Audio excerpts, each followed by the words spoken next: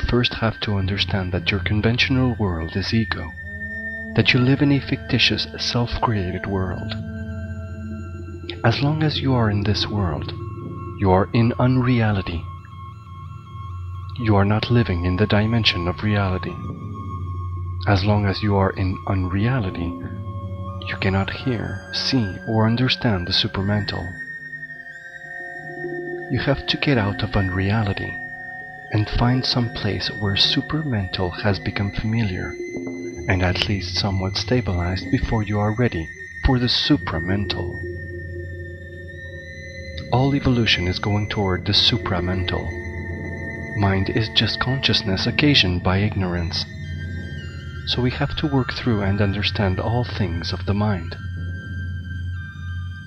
When you actually understand the nature of mind, then everything dissolves and there is no mind or consciousness. Then you see that intervention of the Absolute only has meaning for humans still caught in the world of illusion. It means nothing to a tree or a cat, because trees and cats in some ways, even though they have distinct barriers of trunk and leaf and fur, are always moving in a continuum of the Absolute. They do not sit around cataloging or categorizing their experiences. They might have conditioned responses to external stimuli, but they do not sit around labeling occurrences or blaming their parents for their inadequacies. For example, if a cat called King bothers a cat called Lucy, Lucy does not sit around and categorize King or call him names. She just deals with it in the moment and then continues about her business. The experience is just something that happened in the continuum of her reality, but she doesn't lose sleep over it. Humans are different. This is why they are the ones in need of divine intervention. Humans are the species being tested. They are the ones who were allowed the development of ego and whom Satan was allowed to play with. When everyone is enlightened, there will be no intervention of the Absolute, because everything will be the intervention of the Absolute. At this point, we will be all functioning with ease like the animals and the plants. This is why so much emphasis is placed on overcoming duality. You can only overcome duality in a supramental state. Only in a supramental state can you receive the supramental knowledge. In a supramental state, you realize you are an extension of evolving consciousness and spirit. You do not categorize your experiences as a special thing that happened to you. Ultimately, there are no special things. However, there are different stages, levels, and categories of development of consciousness, spirit, and soul rising to the supramental. This is the second point. Any new dispensation or revelation of the Absolute intervention into history establishes a new lineage of transmission. The lineage is responsible for maintaining the conditions of the experience of the Absolute, as the avatar, master, or teacher who received the new revelation or dispensation. All teachers affirm one principle, but because of the great division of the human race in time, geography, and culture, different teachers come to different people at different times, with teachings that appear to have different flavors. In other words, the earlier image of the waves rising and falling followed by a stasis, then a need is called forth from the world's soul. That need precipitates precisely the type of avatar required for a precise moment in time. That time may extend long ways, both spiritually and in duration, historically. For example, Buddha was precipitated precisely to conform to the moment in the relative historical development of the world's soul at that particular time. Christ was called forth according to the moment that was a reflection of the world's soul at his particular time. Muhammad was called forth in that particular way to conform to the need of the world's soul of his time. Even though the root teachings have some kind of common sense, the teachings evolve in different psychocultural waves. Because of this, Each of the teachings takes on different qualities, characteristics, and cultural colorings, so they appear increasingly different. Within those waves, people split hairs and make even more differences, so that when the wave crashes, instead of being a wave, it is just a lot of froth and bubbles that come crashing down. Muhammad was the only messenger to leave behind a book, the Holy Quran, the recitation of God, that confirms all true teachings. After him, Guru Nanak, founder of the Sikh religion, left a book, but no one knows about it like they know about the Quran. Then there are different levels of teachers. Because of the nature of civilization, it is necessary to have super manifestations of the intervention of the Absolute in history. You have to have huge world-renewing teachers, or teachings that appear, great avatars. In chapter 8 of the short life of Ramakrishna we read, Sri Ramakrishna had by now practiced all the different phases of devotion. His spiritual experience hitherto gathered had many forms. Sometimes he willed himself into them, but other times the strong courage of his spiritual nature swept him into them in spite of himself. He would commune with invisible beings, forms of the divinity or divine incarnations of the past. Such visions, however, belong to the domain of personality, which is not the last world of spiritual experiences.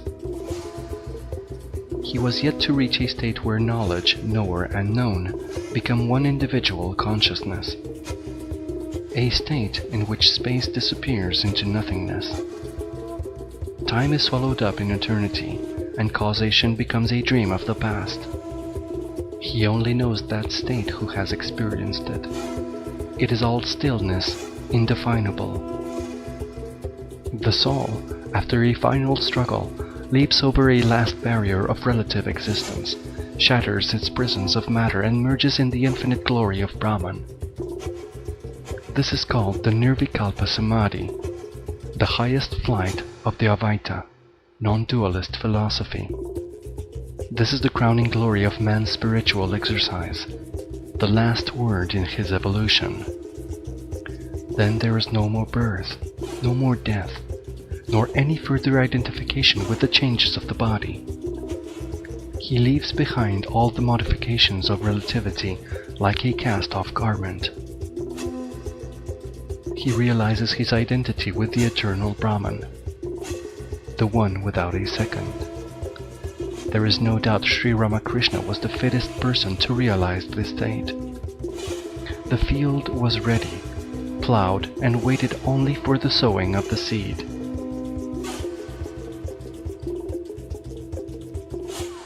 This is just to give an example of spiritual precipitation.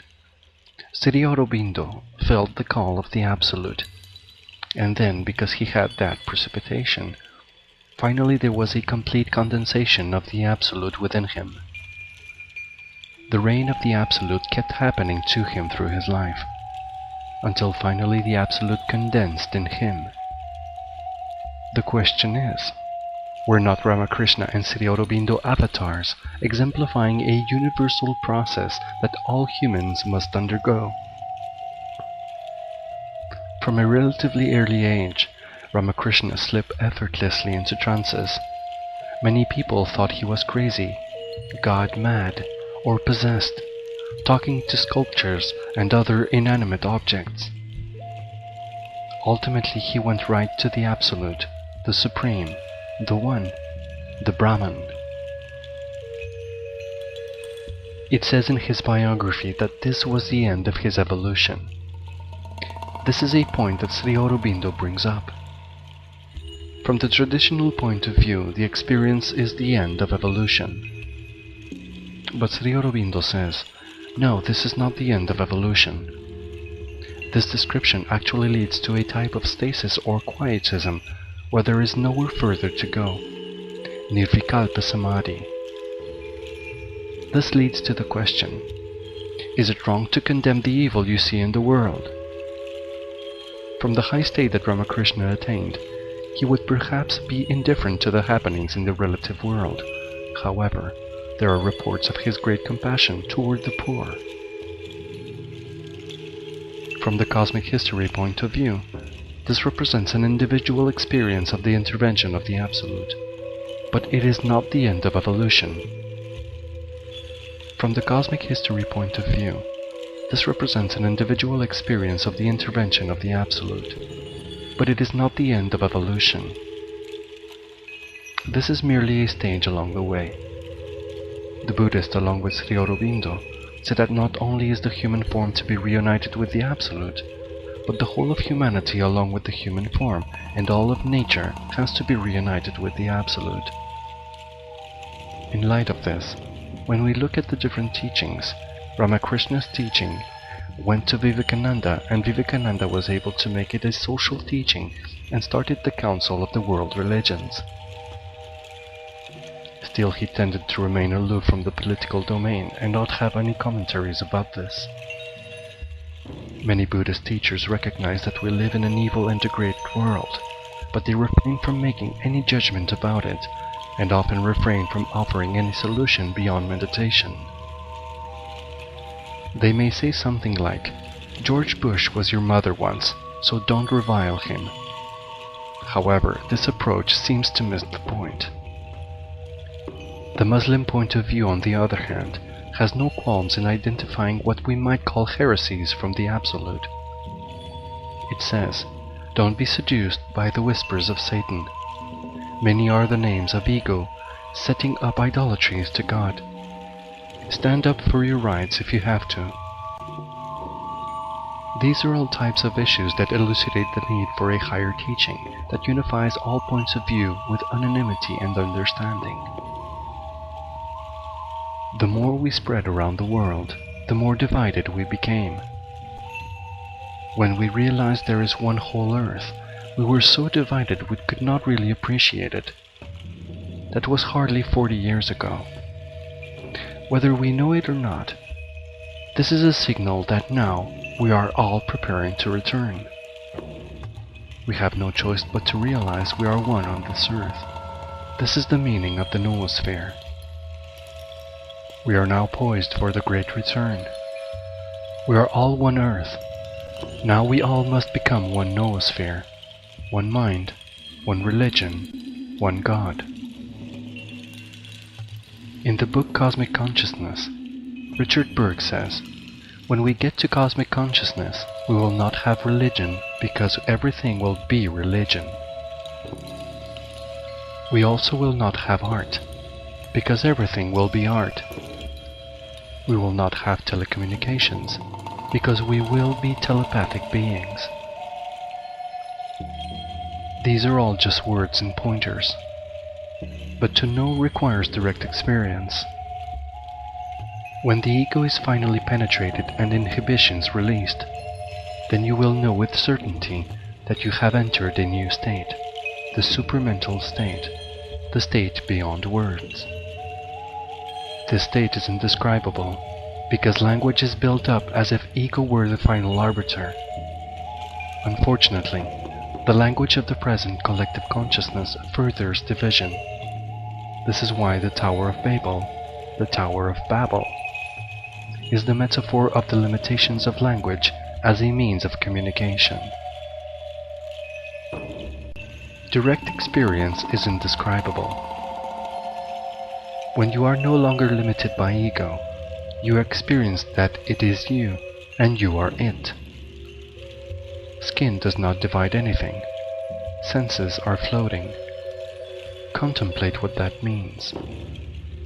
It may be just as simple as saying, "And yet they are all returning to us." Us is God and the angels. This is what we are returning to. When we see the angels, they will remember us and we will remember them. At this point, we will have gained full access to the supramental state. This is the vision cosmic history has to communicate. The great huge cycle of the involution of the soul is complete and the return has begun. This is where we are. We are the hinge of the Absolute in its self-remembrance. We are the interval in the continuum of matter when it becomes conscious of itself. This is the meaning of the intervention of the Absolute, known as cosmic history. For the individual, the intervention of the Absolute can be much simpler. Any act of kindness, goodness, or compassion enters you into relationship with the Absolute. Any act with a hint of selfishness will not create a good result. This is why it says in the scriptures that the righteous shall inherit the earth. When you do acts of genuine goodness, you are participating in the supramental state. The ultimate selflessness is to lose your ego altogether. Selflessness means giving without attachment. When you are selfless, you do not have to say, "I'm a really good person because I did that," or even, "I am really good." When you have no attachment and no need for your good acts, that is a touch of the Absolute filling you with hints of bliss. The best thing you can do to make all of your actions meaningful and enduring is to give up whatever credit you might get for it. As Padmasambhava says, offer your victory to others and do not compete with the powerful. You should conclude your good works and practice by saying, "Whatever merit I might receive from this, I offer to all sentient beings." Whatever merit I might receive from this, you are not I offer to all sentient beings. In this way, you are not holding on to anything, so that the supramental can penetrate you. To give anonymously and secretly is the highest good. Then you are a selfless medium of the Absolute. Such considerations are but a preliminary for comprehending cosmic history and cosmic science, inclusive of the Avatar's Wheel of Time, the momentousness of the divine descent that turns the universe into the direction of the Absolute return.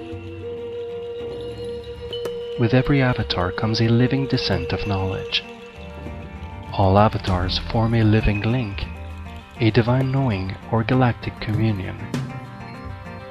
At the same time, they are cumulative, all pointing to the now imminent evolutionary upgrade, divine incarnation of the Absolute.